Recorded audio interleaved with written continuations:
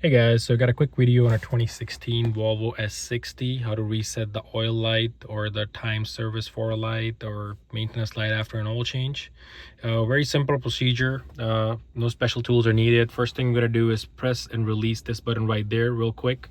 After that, press and hold OK and the ignition button at the same time. And couple of seconds, you're gonna see an yellow eye flash over here. As soon as it starts flashing, let go of the OK button and then the ignition switch afterwards. So I'm gonna try to do it with one hand. So first thing, I'm gonna press and release. Second, I'm gonna hold the OK and the start button at the same time.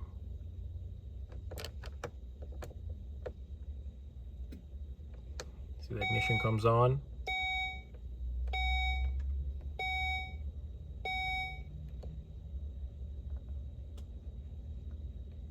See the eye flashing, let go of the OK and then the ignition. And you should be all set. You can confirm the light got reset by this knob up and down. OK. Go on messages. As for the seat belt. And you can press the return button, which is right over here next to the twist knob.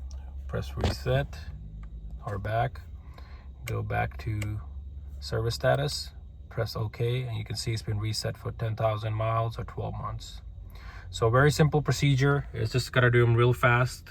Sometimes it takes 1 or 2 tries, but once you start doing it regularly, it's pretty easy to do. So first, press and let it go, the ignition button real quick. After that, press the OK and hold it. Press the ignition switch and hold it. Hold them till you see a yellow eye flashing at the bottom. As soon as it starts flashing, let go of this button and then that, and confirm after in the cluster. So very simple procedure. Thank you for watching this video. So please support, like, and subscribe.